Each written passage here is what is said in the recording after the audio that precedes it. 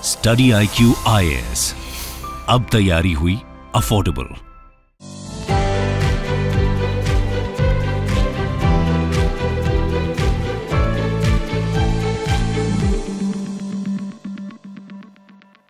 ED ने 10 सितंबर को कोलकाता में रेड करी और 17 करोड़ रुपए सीज किए। अब यहां से 3 सवाल उठते हैं। पहला सवाल कि ईडी बंगाल में इतना एक्टिव क्यों है, झारखंड में इतना एक्टिव क्यों है, या जब तक महाराष्ट्र में महाराष्ट्र विकास आघाड़ी की सरकार थी तो वहां इतना एक्टिव क्यों था।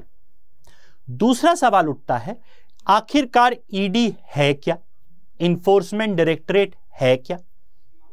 और तीसरा सवाल यह उठता है कि अगर ईडी छापा मारती है और वहां कैश सीज करती है, कैश पकड़ती है, सोना पकड़ती है, गाड़ी पकड़ती है, बिजनेस जब्त करती है, घर जब्त करती है, तो उसका क्या करती है, घर ले जाती है क्या अपने, यह समझना जरूरी है।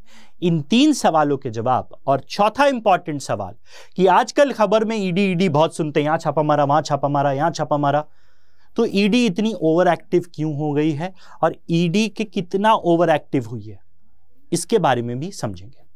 सो hello and welcome to study IQ। मेरा नाम है कुंवर प्रतीक और आज हम ईडी के बारे में समझेंगे। ईडी क्या है, क्यों एक्टिव है, क्या करती है, जो चीज जब्त करती है, वो सारी चीजें समझेंगे। तो सबसे पहली चीज आप ये देखिए, ED raids case increased manifold during last 8 year. जो ये मोदी जी की सरकार बनी है उसमें लगभग 27 गुना ज्यादा छापे मार रही है ईडी। ये जानकारी केंद्र सरकार ने राज्यसभा को दी है। So Center informed Rajya Sabha that NDA government in last 8 years जो ईडी है उसने 99,336 करोड़ रुपए की प्रॉपर्टी, पैसा, सोना अटैच किया है, जब्त किया है और 888 केस फाइल करे हैं, जिसमें से 23 लोगों को सजा भी हो चुकी है पिछले 8 सालों में। अगर और आगे जाऊं तो ईडी ने पिछले 8 साल में 3010 छापामारी करी है, सर्च ऑपरेशंस करे हैं पिछले 8 साल में, 2014 से 2022 के बीच में। लेकिन हम उसके पिछले 10 साल के बारे में जाएं तो सिर्फ 113 छापेमारी करी थी, तो 27 गुना इंक्रीज है। तो इसको हम 2 तरीके से देख सकते हैं। एक तो वो यूजुअल तरीका है कि भैया पॉलिटिक्स ले आओ और बोलो कि ये तो गलत है, पहले लोगों को हैरेस नहीं करते थे, अब हैरेस कर रहे हैं। दूसरा तरीका है कि भाई इन्फोर्समेंट डायरेक्टरेट एक सरकारी संस्था है, वो अपना काम कर रही है, उसको फ्रीडम दी गई है, वो छापेमारी कर रही है। दोनों चीजें हैं। आप पॉलिटिकल किसी भी तरफ से हैं, वो आपको आर्ग्यूमेंट पसंद आएगा, लेकिन इन दोनों आर्ग्यूमेंट्स में कुछ ना कुछ सच्चाई है। क्योंकि जब हम ईडी के छापे देखते हैं तो ईडी के छापे ज्यादा ऑपोजिशन रूल्ड स्टेट में पड़ रहे हैं, तो उसमें एक पॉलिटिकल एंगल है। लेकिन अगर ईडी 310 सर्च कर रही है और वहां कुछ पकड़ा जा रहा है, तो भाई गलत क्या है, कुछ गलत था तो पकड़ा गया, 17 करोड़ रुपए सीज करे अभी 10 सितंबर को। तो अगर कोई कुछ किया ही नहीं था तो भैया 17 करोड़ रुपए कैश आपके अकाउंट, आपके घर में क्या कर रहा था, 50 करोड़ पार्था चैटर्जी के उधर से निकला, क्या कर रहा था। तो दोनों आर्ग्यूमेंट में सच्चाई है, तो हमें दोनों आर्ग्यूमेंट को समझना है। तो 27 गुना राइज हुआ है केसेस में सर्च ऑपरेशन। अगर हम दूसरी चीज देखें, confiscation of proceeds of crime, यानी प्रूफ करने के बाद जो चीजें जब्त करी गई, केस प्रूफ हो गया 23 लोग का, उनसे कितना पैसा आया, 870 करोड़ लगभग पिछले 8 साल में आया। तो इसको देखने का एक नजरिया ये है कि भैया करप्शन को रोकने की, मनी लॉन्ड्रिंग को रोकने की, फॉरेन एक्सचेंज लॉस के वायलेशंस को रोकने के लिए ये एक अच्छी पहल है कि भाई सरकारी की एजेंसियों को ये बोला जाता है कि वो तो सिर्फ काम ही नहीं करती हैं, अब ये काम कर रही है तो इसको अक्यूज करा जा रहा है कि भैया तुम तो ओवर एक्टिव हो गए हो। तो ये देखना है। अब सवाल ये उठता है, पहला सवाल कि भैया ये एजेंसी है क्या, इन्फोर्समेंट डायरेक्टरेट आखिर है क्या चीज।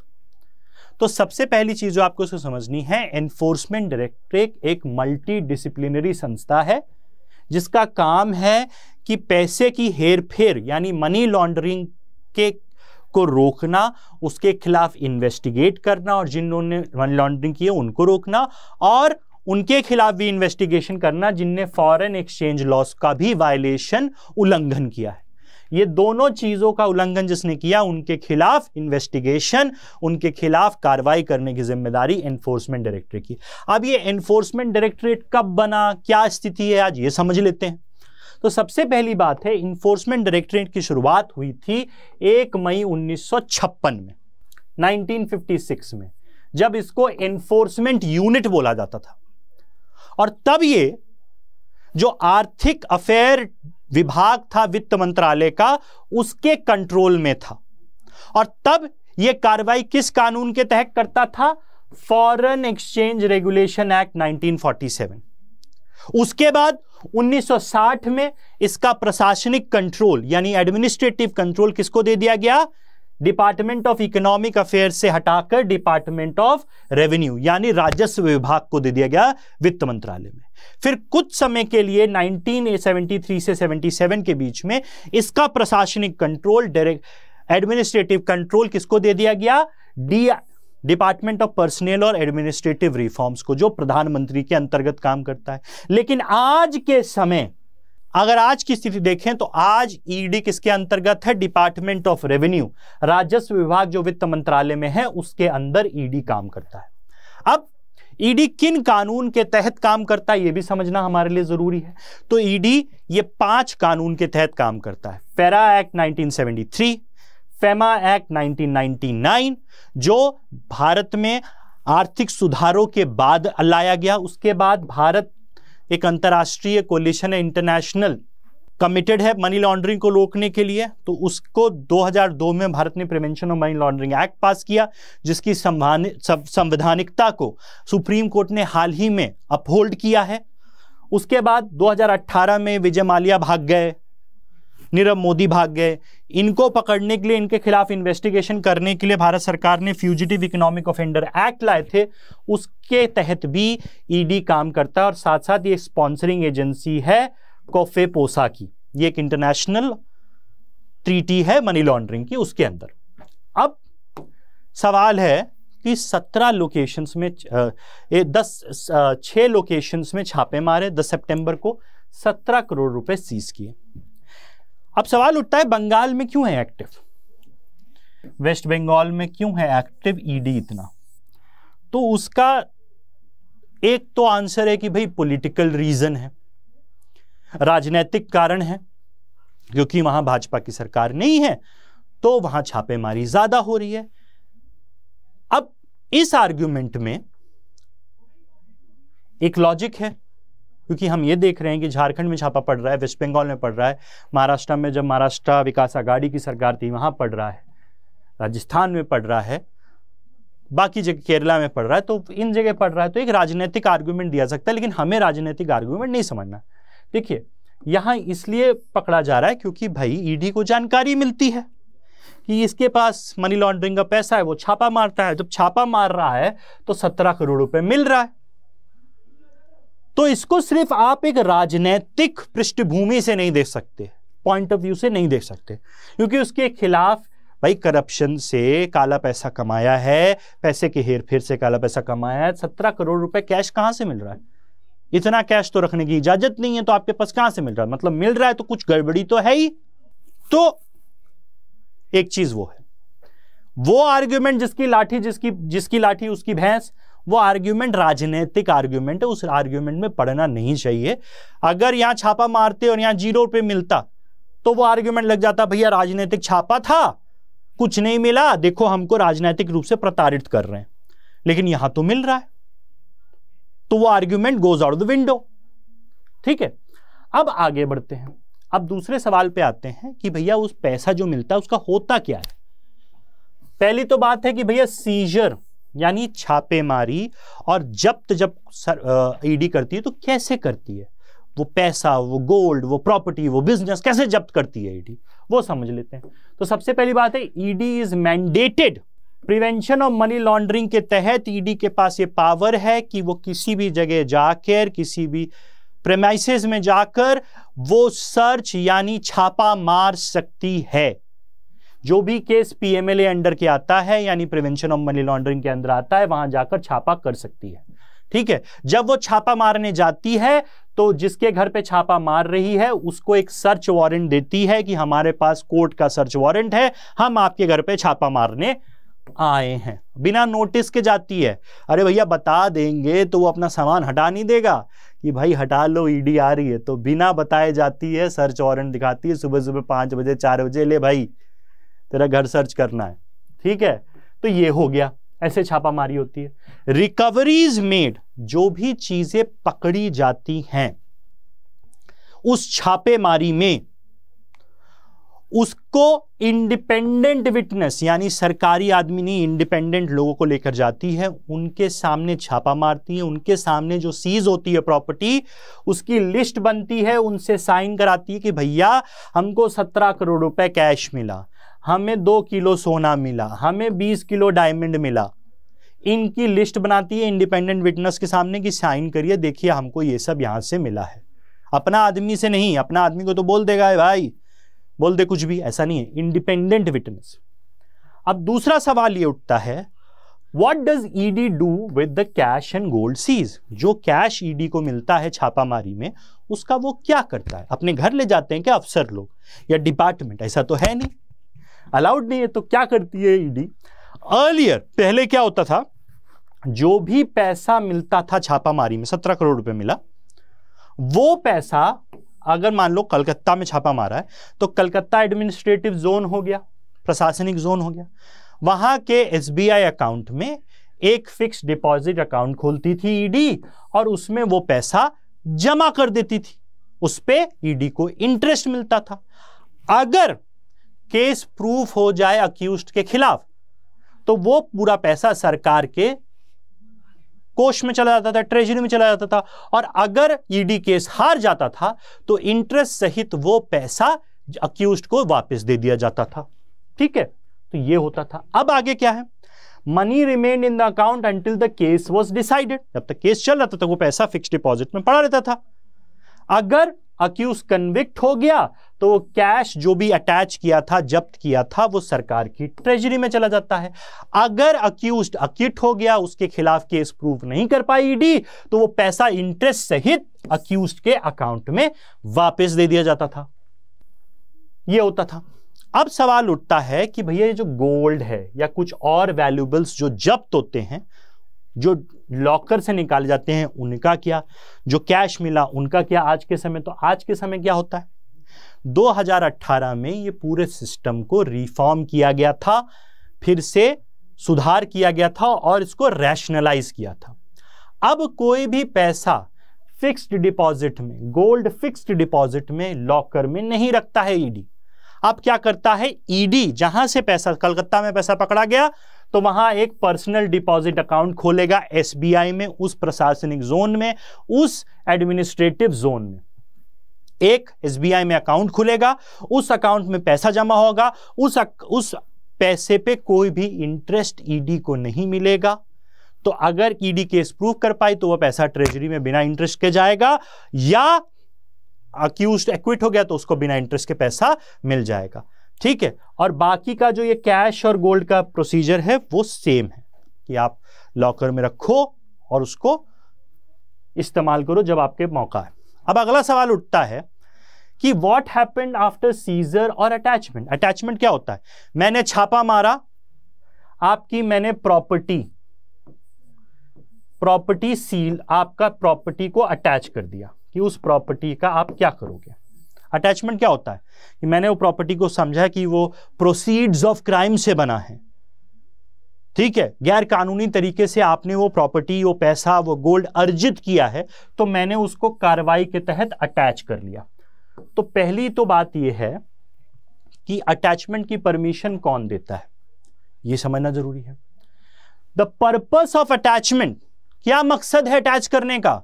Is to deprive the accused of benefit of the attached asset, या कि उससे आप लाभ ना उठा सको। अगर आप पे अक्यूजेशन लगा है, आप अगर सवाल के कटघरे में खड़े हो, आपके घर पे छापा मारा, तो वो आपको इससे फायदा उठाने से रोकने के लिए। ठीक है। Law provides property to remain out of bound of the accused until the trial is complete. वो संपत्ति का इस्तेमाल अक्यूज तब तक नहीं कर सकता जब तक वो ट्रायल में प्रूफ ना कर दे कि वो गलत काम से कमाई हुई प्रॉपर्टी नहीं है, पैसा नहीं है, गोल्ड नहीं है।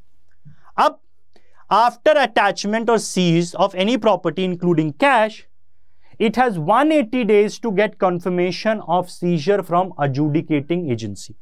यानी जब छापा मारा 17 करोड़ रुपए मिला तो उसके बाद 180 दिन है ईडी के पास कोर्ट से जाकर परमिशन लेने के लिए कि भैया ये 180 करोड़ हम सीज कर अटैच कर रखना चाहते हैं जब तक केस पूरा नहीं हो जाता।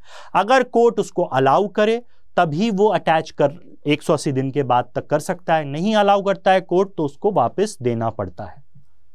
आगे अगर हम बढ़े, once the attachment has been confirmed by the courts, ED can take the possession of the seized property, चाहे घर हो, पैसा हो, गोल्ड हो, in case it is an immovable property. अगर घर है, अगर एक बिजनेस टावर है, मॉल है, वो सीज करा है तो क्या करेगा ईडी? वो तो अपने घर नहीं ले जाएगा, उसको तो पर्सनल अकाउंट में नहीं रख सकता। तब ईडी क्या करेगा, जो भी उसको इस्तेमाल कर रहा है, घर मतलब अगर बिजनेस ऑफिस है तो उसमें अगर कोई बिजनेस ऑपरेट कर रहा है तो उनको कहेगा भैया तुम किसको इविक्ट कर देगा, कि इविक्शन का नोटिस देगा और उस प्रॉपर्टी का पोजेशन ले लेगा। ऐसा हुआ है। ऐसा क्या हुआ है देखते हैं। adjudicating authorities however can be, मतलब कोर्ट का जो लोअर कोर्ट का ऑर्डर है वो चैलेंज करा जा सकता है अक्यूज के द्वारा प्रिवेंशन ऑफ मनी लॉन्ड्रिंग अपलेट ट्राइब्यूनल में। आप गए, हर चीज का ट्राइब्यूनल है कि भैया इनने मेरी प्रॉपर्टी को सीज कर लिया, अटैच कर लिया, ये गलत किया है, हमारी प्रॉपर्टी हमको दे दो, केस चलने दो। तो यहां जाकर अपील कर सकते हो। अगर इन्होंने आपको परमिशन दे दी तो ईडी को आपको वापस करना पड़ेगा, नहीं परमिशन दी तो वो वापस से ईडी के पास चला जाएगा। अब इसका फैसला भी आपके खिलाफ आ गया तो आप हाई कोर्ट जा सकते हो। सेम चीज आप हाई कोर्ट जाकर कर सकते हो कि भाई हमारी प्रॉपर्टी, हमारा सोना, हमारा पैसा सीज कर दिया। हाई कोर्ट ने अगर आपके पक्ष में फैसला दिया तो आप प्रॉपर्टी आपको वापस मिल जाएगी, नहीं दिया तो ईडी के पास जब्त रहेगी। ठीक है। स्टे ऑर्डर लेकर आगे तो property owner clear the way for possession of asset. Stay order मिल गया तो रिस्टोर हो जाएगी प्रॉपर्टी, नहीं हुआ तो ईडी के पास अटैच रहेगी। अब सवाल होता है, फ्यू इयर्स बैक क्या हुआ, ED attach the property. Ranchi में एक आदमी की प्रॉपर्टी जब्त कर सीज कर अटैच कर दी मनी लॉन्ड्रिंग केस में। अब वो अक्यूज्ड आदमी पीएमएलए ट्राइब्यूनल में गया, वहां उसको नहीं मिला रिलीफ, और फिर वो हाई कोर्ट गया, वहां भी उसको रिलीफ नहीं मिला। तो ईडी ने क्या किया उस घर का, उस घर में ईडी ने अपना ऑफिस खोल लिया रांची का। तो agency eventually took possession of the property, opened its branch office there, वहां अपना ब्रांच ऑफिस खोल लिया। और आखिरी में ईडी सक्सेसफुल रहा उस आदमी को प्रूफ करने में कि वो आदमी गलत था। तो इवेंचुअली उसका कन्विक्शन हुआ और ईडी आज भी उस प्रॉपर्टी से अपना ऑफिस चलाती है रांची में। उस प्रॉपर्टी के कागज भारत सरकार के नाम पे ट्रांसफर कर दिए गए, प्रूफ कर दिया, भारत सरकार के पास आ गया। अब देयर में be properties which are of no use to agency. अब प्रॉपर्टी, बहुत सारी प्रॉपर्टी जिसका कोई इस्तेमाल नहीं ईडी के पास, भाई वो अच्छी जगह था वहां ऑफिस खोल दिया। अब कोई प्रॉपर्टी है उसका कोई इस्तेमाल नहीं, एग्रीकल्चर लैंड का क्या करेगा, मॉल का क्या करेगा, ठीक है ना, उसका कोई इस्तेमाल कर सकता है ना भारत सरकार का कोई डिपार्टमेंट उसका इस्तेमाल कर सकता है। तो उस केस में क्या होगा, जब तक ट्रायल चला तब तक क्या करेगा, in such cases concern special director of ED, जो स्पेशल डायरेक्टर ईडी होगा, is made the custodian and administrator of that property. उसको जिम्मेदारी दी जाती कि वो डिसाइड करे इस प्रॉपर्टी के साथ क्या किया जाएगा। और एक बार ट्रायल में उस अक्यूज की प्रॉपर्टी जब्त होकर प्रूव हो गया कि वो गलत था, तब क्या होगा, वंस दैट इज प्रूव्ड, तो वो प्रॉपर्टी को भारत सरकार ऑक्शन करके नीलामी कर बेच सकती है। और अगर ऐसा होता है कि वो ट्रायल, वो कोर्ट में केस लंबा खिंचता है, तारीख पे तारीख, तारीख पे तारीख, सनी देओल हो जाए वहां, तो तब क्या होगा? Such properties can begin to crumble because of lack of maintenance. तो एक समस्या है कि भाई सरकार के पास प्रॉपर्टी, उसका कुछ कर नहीं सकते, तो वो बेकार भी होने लगती है। लेकिन उसका वेट करना पड़ता, ऑक्शन तभी कर पाओगे सरकार जब वो प्रूफ कर पाए। अब आगे बढ़ने से पहले आप लोग को मैं ये बता दूं कि आप मुझे सोशल मीडिया पे, ट्विटर, इंस्टाग्राम और टेलीग्राम पे फॉलो कर सकते हैं। ये रहा ग्रुप, इस ग्रुप को फॉलो कर लीजिए। यहाँ आपको सेशन की पीडीएफ, जो भी वीडियोस मैं बनाता हूँ, वो सारी चीजें आपको मिल जाएगा। कोई भी सवाल है, तीनों जगह रीच आउट करके मेरे से पूछ सकते हैं। और हमने स्टडी IQ पे 5वां फाउंडेशन बैच आप लोगों के लिए लॉन्च कर दिया है। इस 5वें फाउंडेशन बैच में की क्लासेस 14 सितंबर 6 बजे से शुरू हो गई हैं। इसमें ज्योग्राफी की क्लासेस शुरू हुई हैं। इस बैच में प्रीलिम्स और मेंस दोनों की चीजें पढ़ाई जाएंगी, कोई सेग्रीगेशन नहीं होगा। ये बैच लाइव कराया जाएगा, नो रिकॉर्डेड क्लासेस, सिर्फ लाइव होगा। लाइव क्लासेस बाद में रिकॉर्डेड वर्जन 2 साल तक, 24 महीने तक आप देख सकते हो। साथ ही साथ आप में इसको mains answer writing practice, prelims test series, weekly revision quiz, Gyanvani session, एक मेंटर, 1-to-1 मेंटरशिप, जो आपकी सारी प्रॉब्लम्स, एक इंसान दिया जाएगा हमारे ऑर्गेनाइजेशन द्वारा आपको, जो आपकी सारी प्रॉब्लम्स को सॉल्व करेगा, चाहे पढ़ाई से हो, चाहे पर्सनल हो, जो भी आप उसको कॉल करो कि यार ये पढ़ने में समझ में नहीं आ रहा, वो आपका डाउट सॉल्व करेगा, सारी चीजें सॉल्व करेगा। ऐसी कई चीजें इसके अंदर मिल रही हैं। इस समय इस कोर्स की कीमत है 24,499 रुपए। आपको ये कोर्स KP लाइव कोड इस्तेमाल करने से 18,999 का मिल जाएगा। तो इस कोड का इस्तेमाल करिए। और साथ ही साथ हमने UPPSC, जो लोग UPS PCS के लिए प्रिपेयर कर रहे हैं, उनके लिए भी बैच लॉन्च कर लिया है। ये बैचेस 2 तरीके के हैं, इसमें आप एडमिशन ले सकते हो। एक में मेंटरशिप है, एक में मेंटरशिप नहीं है। इसमें मेंटरशिप नहीं है, इसमें मेंटरशिप है। ये वाला कोर्स इसलिए सजेस्ट करेंगे क्योंकि 1-to-1 मेंटर मिल रहा है आपको, जो आपको हेल्प करेगा कोई भी प्रॉब्लम है। लेकिन ये 18,999 का है, तो इसमें भी आपको डिस्काउंट मिल जाएगा अगर आप कोड यूज करोगे KP लाइव, और ये कोर्स आपको 12,999 में मिल जाएगा। ठीक है, तो उसका आप इस्तेमाल कर सकते हो। आगे बढ़ते हैं अब अपने अगला सवाल जो उठता है ED से regarding, what happens if ED attaches a running business such as hotel. अब ED ने एक बिजनेसमैन पे छापा मारा जिसका होटल था या कोई बिजनेस था, IT कंपनी थी, उस पे छापा मारा और उसका बिजनेस अटैच कर दिया।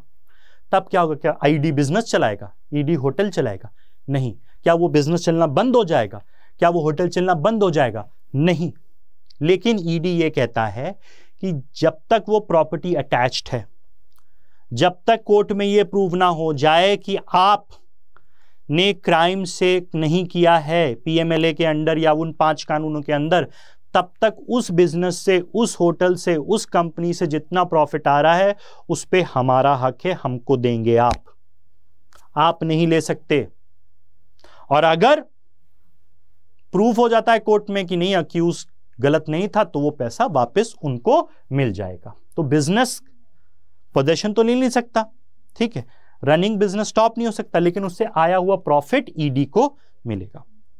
तो however if accused does not get legal protection PMLA tribunal से या हाई कोर्ट से, तो ED has the power to claim all the profits from operation of the commercial premises such as hotels. Profit are given again deposited कहां? एक personal account में जो SBI में खोला जाएगा, वहीं के एडमिनिस्ट्रेटिव जोन के अकाउंट में, और entire money would be recused to accused if he or she is acquitted. वो अगर प्रूफ हो जाता है कि अक्यूज्ड गिल्टी नहीं था तो उसको पूरा पैसा वापस मिल जाएगा। अगला सवाल होता है कि आप भैया किसी का घर जब्त कर लिया तो क्या होगा भाई?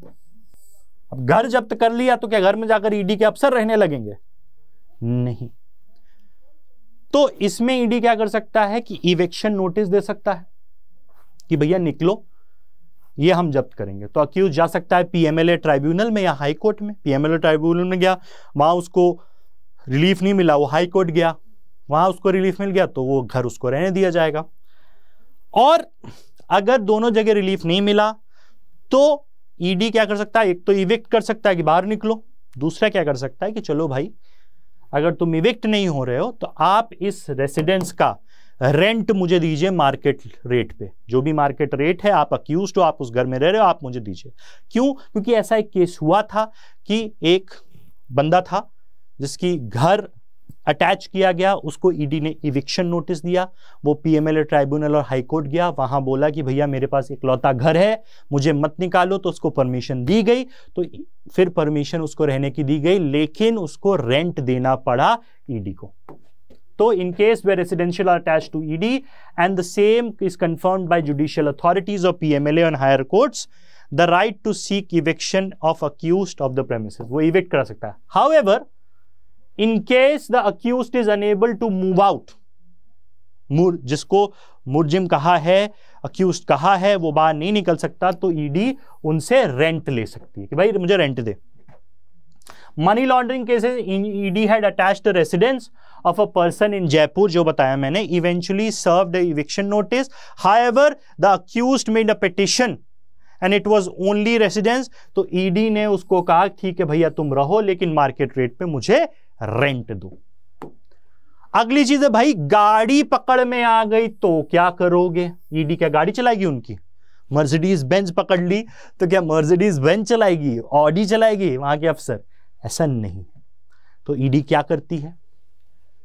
सवाल है, earlier attached vehicle would be sent to warehouse owned by central warehouse corporation, जो भारत सरकार का है, और ईडी को वहां पार्किंग का चार्ज देना पड़ता था। तो भाई ऐसे केसेस लगातार कई साल चलते हैं, तो कार भी खराब हो जाती है, ईडी को पैसा भी देना पड़ जाता है, क्योंकि बड़े साल तक चलता है। तो व्हीकल भी बर्बाद, ना ईडी को फायदा ना अक्यूज को फायदा, और साथ ही साथ पार्किंग का पैसा भी दे रहा था ईडी। तो क्या हुआ? तो ये रिफॉर्म हुआ 2018 में, तो rules were amended recently. ED now allows the accused to use the attached vehicle, गाड़ी जो मुलजिम है, जिसको अक्यूज किया गया है, वो गाड़ी चला सकता है। लेटेस्ट लोकल ट्रांसपोर्ट डिपार्टमेंट उस गाड़ी का रेंट डिसाइड करेगा, फिक्स करा जाएगा, वो रेंट देकर ईडी को वो अक्यूज, वो मुलजिम, वो गाड़ी का इस्तेमाल कर सकता है। अब ईडी को रेंट नहीं देना है, क्योंकि वो सरदर्दी वाला काम है भाई। वो सेंट्रल वेयर हाउसिंग कॉर्पोरेशन में पड़ा है, सालों साल, 10-10 साल, 15-15 साल चल रहा है, गाड़ी बर्बाद, उसके बाद ईडी फालतू पैसा दे रहा है, तो इससे बच जाता है अब ईडी। तो ये सारी चीजें, जो भी चीज अटैच होती हैं, जो भी चीज सर्च में पकड़ी जाती हैं, उनमें ईडी करता है। कैश, सोना, प्रॉपर्टी, बिजनेस, सबके बारे में आपको बता दिया। तीनों सवाल के आंसर आज हमने कर दिए हैं कि पहला कि वेस्ट बंगाल में छापे क्यों ज़्यादा हैं, दूसरा कितना इंक्रीज हुआ है, तीसरा उस चीज़ों का होता क्या है, ये सारी चीज़ें हमने समझी। अब जाने से पहले एक बार फिर से बता दूं, यूपीएससी फाउंडेशन बैच हमने लॉन्च करा है, इसको आप ज्वाइन कर सकते हैं। प्रीलिम्स और मेंस दोनों की क्लासेस आपको इसमें कराई जाएंगी, 0 लेवल से पढ़ाया जाएगा, लाइव होंगे सारी क्लासेस। एक बात आपको मैंने फिर से बताई, फिर से एम्फसाइज कर दूं, इसमें खास बात यह है कि आपको एक मेंटर दिया जाएगा। मेंटर वो इंसान होगा जो इस जर्नी से, यूपीएससी जर्नी से गुजर चुका है, तो वो आपकी दुख तकलीफ समस्या समझेगा। आपको पढ़ना है, आपको टाइम टेबल बनाना है, आपको कुछ समझ में नहीं आ रहा है, सारी चीज़ें आप उनसे पूछ सकते हैं। वो आपके लिए व्हाट्सएप और कॉल पे अवेलेबल रहेंगे। और इस कोर्स की कीमत 24,499 है एडमिशन के लिए, लेकिन आपको ये कोर्स केपी लाइव के जरिए 18,999 में मिल जाएगा। तो इसका आप इस्तेमाल कर इस कोर्स को ले सकते हैं। इस क्लासेस 14 सितंबर से चालू होगी और 6 बजे शाम को, शाम का बैच है। जो बच्चे कॉलेज जाते हैं, ऑफिस जाते हैं, उनको पढ़ाई करनी है, तो आप इसमें एनरोल कर सकते हो। साथ ही साथ आप मुझे सोशल मीडिया पे फॉलो कर सकते हैं, ट्विटर, इंस्टाग्राम, टेलीग्राम। यहाँ इस ग्रुप पे आपको इस सेशन की PDF मिल जाएगी। इसी के साथ बाय बाय, टेक केयर, जय हिंद। स्टडी IQ IAS, अब तैयारी हुई अफोर्डेबल।